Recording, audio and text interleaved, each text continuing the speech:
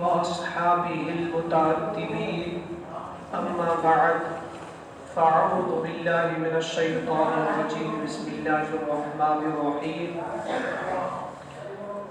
ربكم أعلم بما في نفوسكم إن تكونوا صالحين صدق الله العظيم وبلغنا رسوله النبي الأمين المتين المبين الكريم ونحن على ذلك لمن الشاهدين والشاكرين والحمد لله رب العالمين غوث اعظم بمانے کے سر و سامہ مدد قبلہ دین مدد کعبہ ایبا مدد نریہ غوث اعظم می ظلم دمز شیخ احمد رضا خان قطب عالم می ظلم بگرداب بلا افتاد کشتی ضعیفات و شکست پشتی بحق خواجہ عثمان ہارونی مدد کن یا معین الدین چشتی تو قوت دے میں تنہا کام بسیار بدن کمزور دل کاہل ہے یا غوث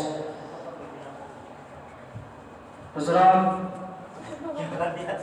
اپنے آقا و مولا حضور رحمت للعالمین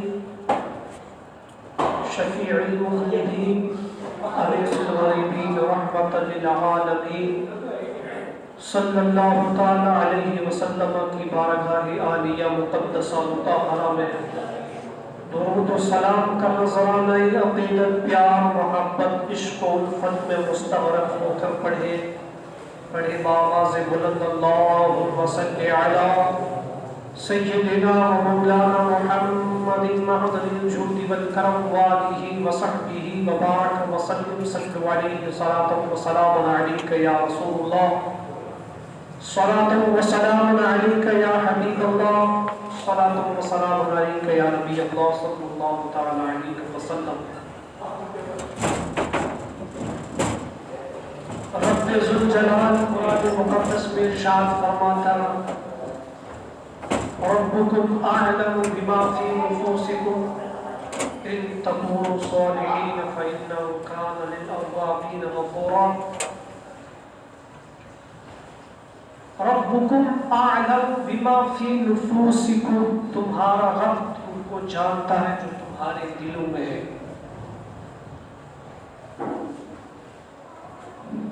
رب کائنات انسان کے قصد و ارادہ اس کی سوچ ہر وہ چیز جو انسان کے من میں آئے رب فرماتا ربکم اعلم بما فی نفوسکم جو تمہارے دلوں میں ہے تمہارے سوچ میں ہے تمہارے ارادوں میں ہے اللہ رب العالمین اس کو جانتا ہے ان تکونوا صالحین اگر تم نیک ہو جاؤ فإنه کان للأوابین غفورا تو بے شک اللہ رب العالمین بہت زیادہ توبہ قبول کرنے والا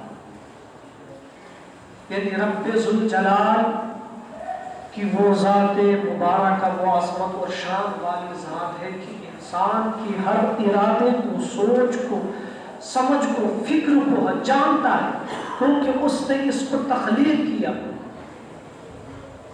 تو انسان کے دل میں اٹھنے والی سوچیں انسان کے ارادے ان تمام کو رب تبارک و تعالی جانتا ہے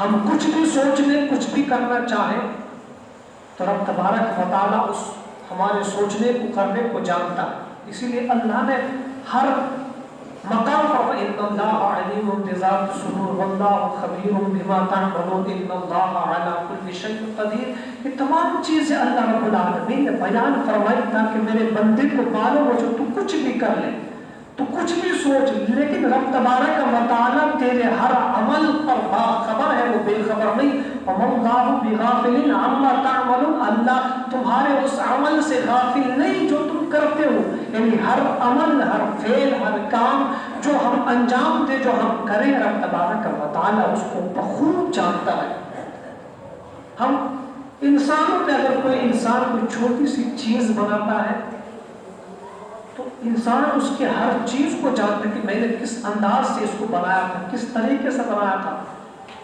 ہر کوئی انسان میں سے اگر ایسا کوئی چیز بنانے والا، کوئی ایجاد کرنے والا، تو وہ اس کو جانتا ہے کہ رب کائنات نے اس انسان کو تخلیق کیا، وہ کیوں نہیں جانتا؟ جو تخلیق کرنے والا ہے وہ اپنے بندے کے ہر قصد و ارادہ کو جانتا ہے، ہر سوچ کو جانتا ہے۔ لیکن اگر ہم نے کچھ بھی کر لیا، ان تکونوا صالحین، اگر تم نیک ہو گئے، فَإِنَّهُ كَانَ لِلْأَوَّابِينَ غَفُورًا، تو رب کو تم بہت زیادہ توبہ قبول کرنے والا پاؤ۔ یہ تمام چیزیں اگر ہم نے کر لی، کچھ بھی کر لیا، لیکن فَإِن تَكُونُوا صَالِحِينَ، اگر تم نیک بننا چاہو اور رب کی بارگاہ میں توبہ کرو، تو تم رب کو اتنا توبہ قبول کرنے والا پاؤ گے، کیونکہ وہ بہت زیادہ توبہ قبول کرتا ہے۔ اور ان اللہ غفور الرحیم فرمایا، بے شک اللہ غفور بھی ہے، رحیم بھی ہے۔ فرمایا توبوا الی اللہ جمیعا ایھا المؤمنون لعلکم تفلحون، مومنوں ایک ساتھ جمع ہو کر، مجموعی طور پر جمع ہو کر رب کی بارگاہ میں، تمام مومنوں توبوا الی اللہ جمیعا ایھا المؤمنون لعلکم تفلحون، فرمایا تم جمع ہو کر رب کی بارگاہ میں تو آؤ تو صحیح، اس کی بارگاہ میں توبہ کرنے آؤ تو لعلکم تفلحون، کیونکہ تمہاری توبہ کرنے میں کامیابی کا راز چھپا ہوا۔ لعلکم تفلحون، تم کامیابی تبھی پاؤ گے جب تم اپنے گناہوں سے توبہ کر لو گے۔ کیسے ارشاد رب ذوالجلال نے اپنے بندوں کے لیے فرمایا کہ اگر میرے بندے سے غلطی ہو بھی گئی، لیکن اگر وہ میری بارگاہ میں آتا ہے تو میں اس کو ضرور، اس کی توبہ کو ضرور قبول کرنے والا ہوں۔ اور انسان کتنا بھی دنیا میں ناکام ہو جائے، جب وہ دنیا سے تھک کر، اپنے گناہوں سے تھک کر، ہر کام سے تھک کر رب ذوالجلال کی بارگاہ میں آئے گا تو ضرور اپنے رب کو توبہ قبول کرنے والا پائے گا، اس کے گناہوں کو مٹانا والا پائے گا، اور اس کی کامیابی کا راز وہیں سے شروع ہوگا۔ لیکن یہ ہماری کمی ہے کہ ہم اس کے دربار تک جائیں، اس کے سامنے اپنے آپ کو جھکائیں۔ جب ہم اس کے سامنے اپنے آپ کو جھکائیں گے تو وہ یقیناً لعلکم تفلحون جو اللہ رب العالمین نے فرمایا، تو کامیابی پھر وہیں سے ہمارا راستہ ہموار بنائے۔ فرماتا الم یعلم ان اللہ هو یقبل التوبہ، کہ تم نے نہیں دیکھا کتنے لوگوں نے گناہ کیے، گناہ میں دیکھیں، اندازہ لگائے کس انسان نے کیا گناہ کیا۔ ہم سب گنہگار ہیں، ہم نے بڑے گناہ کیے۔ ہر انسان اگر اپنے ماضی پر نظر دوڑائے، اپنی پچھلی زندگی پر جس میں اس نے گناہ کیے، وہ جانتا ہے کہ میں نے گناہ اتنے کیے۔ معلوم ہے، اب ہمیں یہ بھی معلوم ہے کہ ہم نے کیا کیا گناہ انجام دیے، کون سے گناہ کیے، کسی پر ظلم کیا، کسی پر جبر کیا، کسی کے ساتھ بدتمیزی کی، کسی کے ساتھ، مطلب ہمیں معلوم ہے اپنے گناہوں کے معاملے میں، ہم سب گناہوں کو جانتے جو ہم نے ماضی میں جو کیے ہیں۔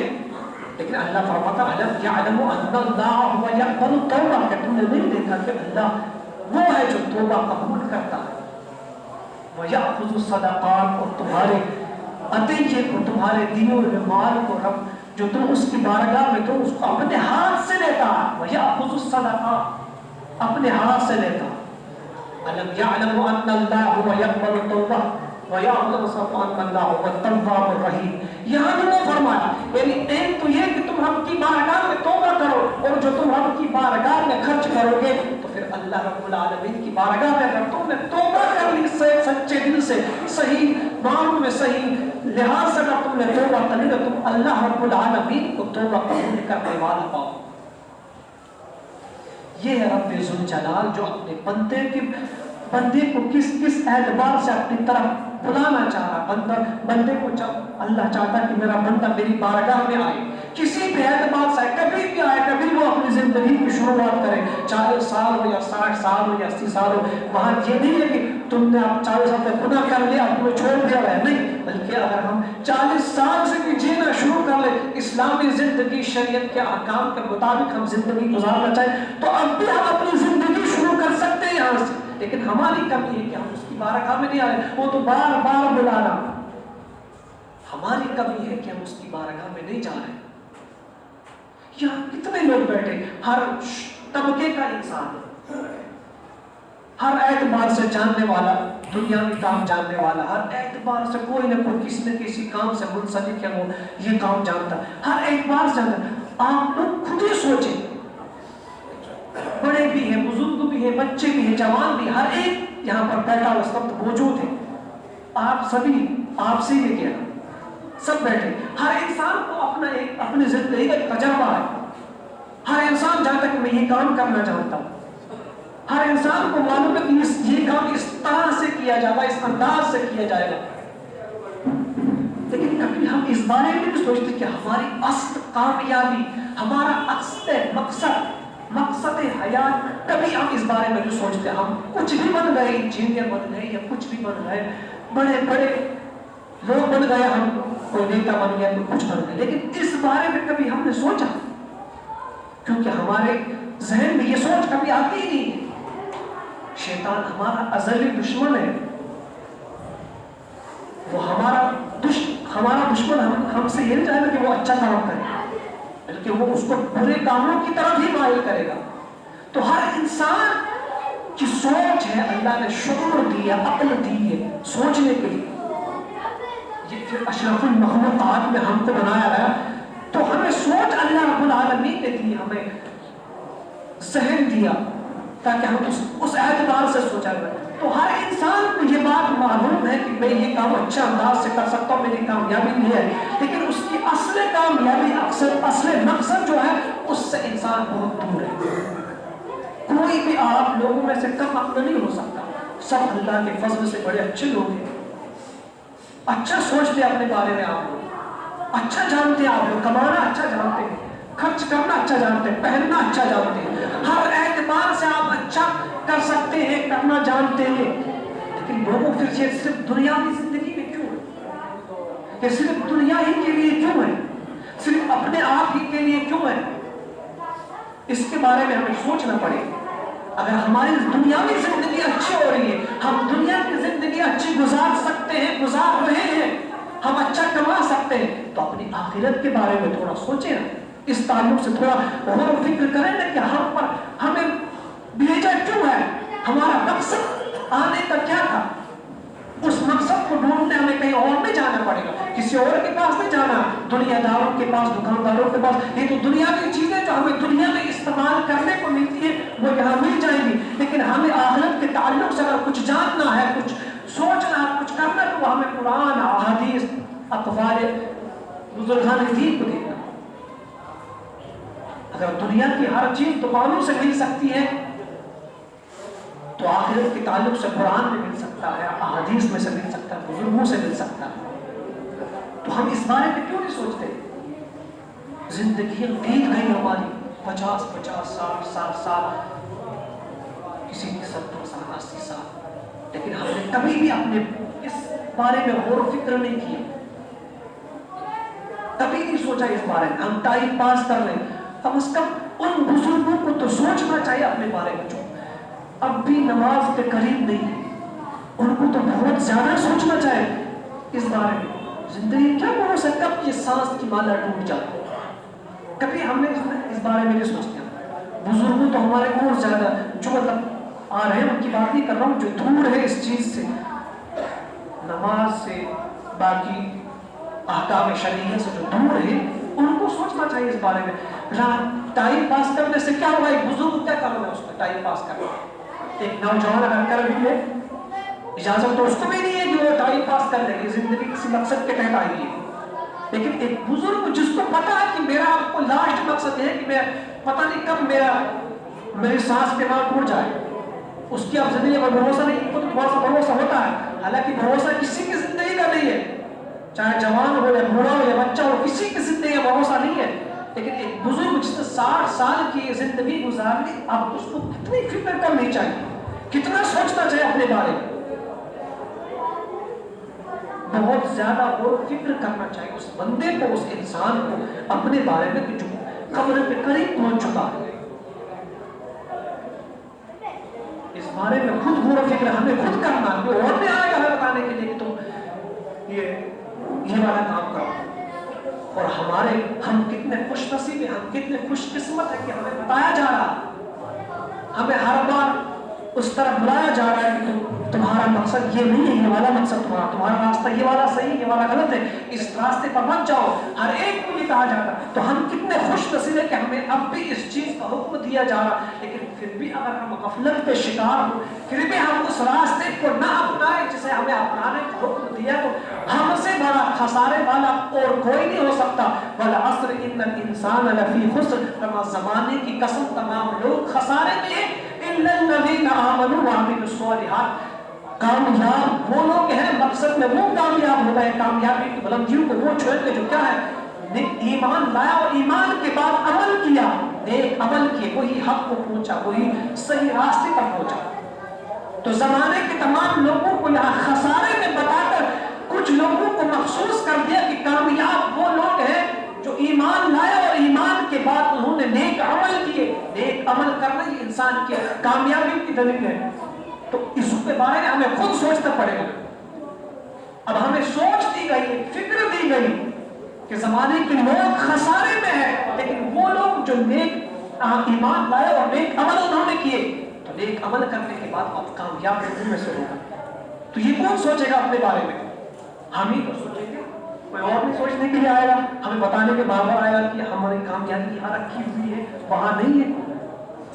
دنیا کی دولت کمانا ہے، قسم خدا یہ نہیں کہنا کہ آپ برا کر رہے ہیں، دولت کما رہے ہیں، کمائیے، زندگی ہے، کھانا پینا سب کچھ اپنے ساتھ ہے، یہ چیزیں، لیکن کم از کم اس کے ساتھ اپنے آخرت کے بارے میں سوچیں، قبر کے بارے میں سوچیں نا. قبر میں بھی ہمیں کئی ہزار سال رکنا پڑے گا، وہاں اس دہشت ناک قبر کے اندر رہنا، ایک گڈھے میں اتارنا ہی یہ کافی نہیں ہے اس مسلمانوں. اپنے عزیزوں کو، اقارب کو، رشتہ داروں کو، ان کی محبت کو قربان کر کے قبر کے اس گڈھے میں جانا یہ کوئی کم نہیں ہے. اتنا ہی کم نہیں ہے جو وہاں کے اگر ہم نے اچھے عمل کیے تو کوئی تو مدینہ مدینہ ہو گیا، لیکن اگر برے عمل ہے تو پھر کیا ہے؟ پھر عذابات کی جو ہوگی لہریں وہ ہمارے سامنے. ہم نے موت کو بڑا سخت بنا دیا. موت کی مومن کے لیے تحفہ ہے.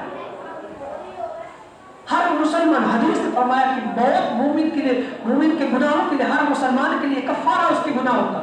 لیکن ہم اس کو برا سمجھتے. کیوں؟ ایسی وجہ کیا کہ ہم موت کو برا سمجھنے لگ گئے؟ کیونکہ ہمارے عمل برے ہو گئے ہیں. ہم نے اعمال ہی ایسے کیے کہ ہمیں قبر سے وحشت آتی ہے، ہمیں موت سے وحشت آتی ہے. یہی وجہ ہے کہ ہم موت کو ناپسند کر رہے ہیں. ہم جب قبر کے حال ہوتا ہم بھاگ جاتے ہیں، کیونکہ ہم نے اپنے عملوں سے، اپنے کردار سے، اپنے اخلاق سے، اپنی عادت و اعتبار سے ہم نے قبر کو اتنا سنگین بنا دیا، قبر کے عذاب کو اپنے لیے ہم نے جائز کر دیا. ہمارے عمل ایسے ہیں. لیکن یہ توبوا الی اللہ جمیعا سنایا کیوں تھا؟ اس لیے اگر ہم نے کچھ بھی کر لیا آج تک، انسان ہے، بشر ہے، گناہ کر لیے، لیکن توبوا الی اللہ جمیعا ایھا المؤمنون، تم توبہ کرنے کے رب کی بارگاہ میں تو آؤ، وہ تمہارے تمام گناہوں کو معاف کر دے گا. معاف کرنے والا ہے، بڑا غفور ہے، بڑا رحیم ہے وہ. لیکن ہماری کمی ہے وہ کہ ہم اس کی بارگاہ میں نہ جانے. آخری حدیث ایک نماز کے تعلق سے، نماز میں ہماری کتنی غفلت ہے، ہم کتنا نماز سے پیچھے.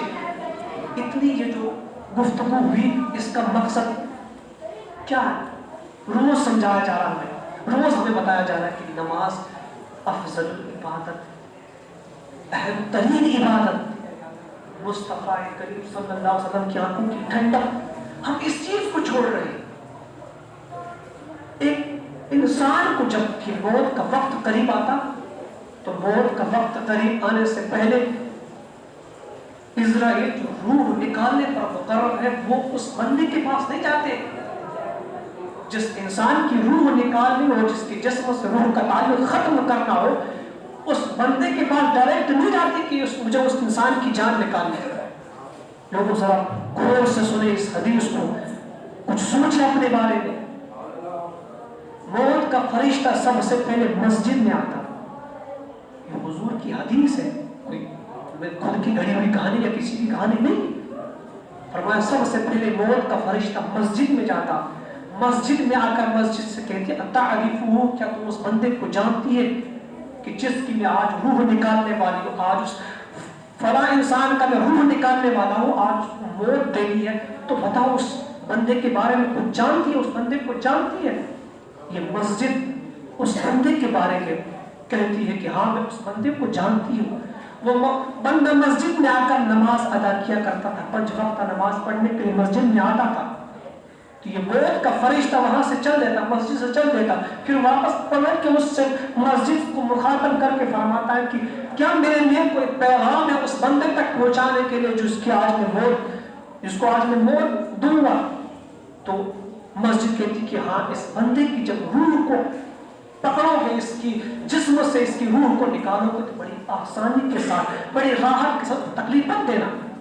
यानी मस्जिद भी उस बंदे के बारे में कहती है कि उस बंदे को जिसको आज तुमने मौत देनी है, उसकी जिस्म से जब रूह को निकालोगे तकलीफ मत देना, क्योंकि वो मेरे अंदर आकर नमाज पढ़ा करता था, वो यहाँ आकर अपनी जमीने नियाज को रब की बारगाह में झुकाता था, उसको तकलीफ मत देना।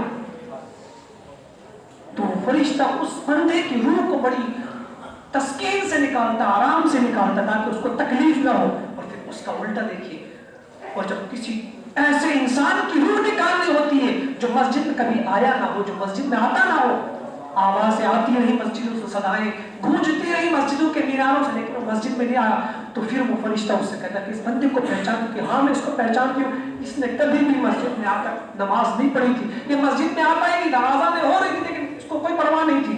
फिर वो कहता कि कोई पैगाम है उस बंदे के लिए, कहा उसको जब रूह निकाली जाए तो बड़ी शिद्दत के साथ निकाला, तकलीफ के समय, क्योंकि उसने रब के फरमान को और रब के फरमानों को उसने पसे पुष्ट डाल दिया था, उसने रूह दिया था, लिहाजा उसकी जब रूह निकालेगा जिस्म से तो उसको तकलीफ देकर निकाले। ये फैसला हमें करना है कि हमें अपनी रूह को किस अंदाज से निकालना है।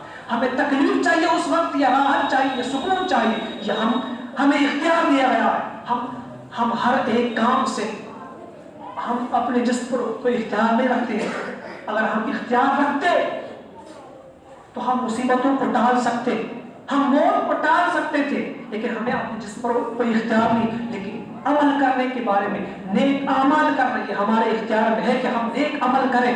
इसके बारे में हमें खूब अल्लाह रब्बुल आलमीन ने इख्तियार दिया। तो जब इख्तियार दिया, इस इख्तियार को हमें किसी काम में लगाना, हमें नेक अमल करना ताकि हमारी कब्र भी अच्छी हो जाए। अस्सलाम वालेकुम।